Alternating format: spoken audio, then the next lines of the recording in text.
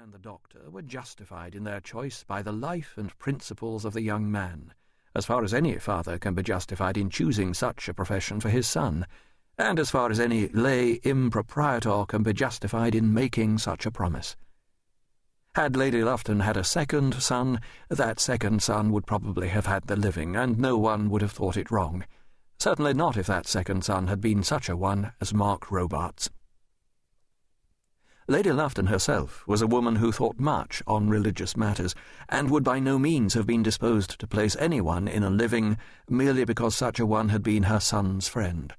Her tendencies were high church, and she was enabled to perceive that those of young Mark Robarts ran in the same direction.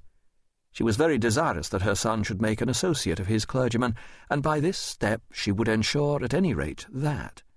She was anxious that the parish vicar should be one with whom she could herself fully cooperate, and was perhaps unconsciously wishful that he might in some measure be subject to her influence.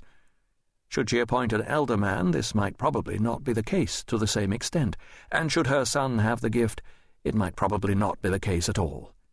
And therefore it was resolved that the living should be given to young Robarts. He took his degree, not with any brilliancy, but quite in the manner that his father desired. He then travelled for 8 or 10 months with Lord Lufton and a college don, and almost immediately after his return home was ordained. The living of Framley is in the diocese of Barchester, and, seeing what were Mark's hopes with reference to that diocese, it was by no means difficult to get him a curacy within it. But this curacy he was not allowed long to fill.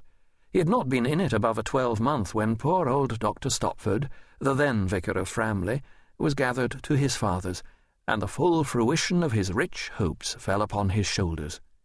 But even yet more must be told of his good fortune before we can come to the actual incidents of our story. Lady Lufton, who, as I have said, thought much of clerical matters, did not carry her high church principles so far as to advocate celibacy for the clergy. On the contrary, she had an idea that a man could not be a good parish parson without a wife. So, having given to her favourite a position in the world and an income sufficient for a gentleman's wants, she set herself to work to find him a partner in those blessings. And here also, as in other matters, he fell in with the views of his patroness. Not, however, that they were declared to him in that marked manner in which the affair of the living had been broached. Lady Lufton was much too highly gifted with woman's craft for that. She never told the young vicar that Miss Monsell accompanied her ladyship's married daughter to Framley Court, expressly that he, Mark, might fall in love with her. But such was in truth the case. Lady Lufton had but 2 children.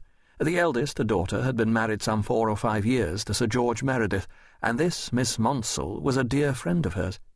And now looms before me the novelist's great difficulty. Miss Monsell, or rather Mrs. Mark Robarts, must be described. As Miss Monsell, our tale will have to take no prolonged note of her, and yet we will call her Fanny Monsell when we declare that she was one of the pleasantest companions that could be brought near to a man as the future partner of his home and owner of his heart. And if high principles without asperity, female gentleness without weakness, a love of laughter without malice, and a true loving heart can qualify a woman to be a parson's wife, then was Fanny Monsell qualified to fill that station. In person she was somewhat larger than common. Her face would have been beautiful, but that her mouth was large. Her hair, which was copious, was of a bright brown. Her eyes also were brown, and being so, were the distinctive feature of her face, for brown eyes are not common. They were liquid, large, and full either of tenderness or of mirth.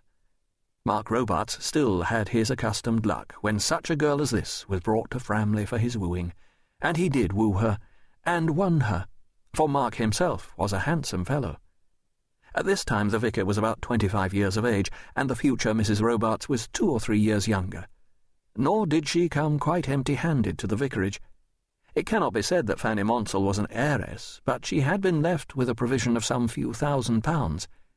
This was so settled that the interest of his wife's money paid the heavy insurance on his life which young Robarts effected, and there was left to him, over and above, sufficient to furnish his parsonage in the very best style of clerical comfort, and to start him on the road of life rejoicing. So much.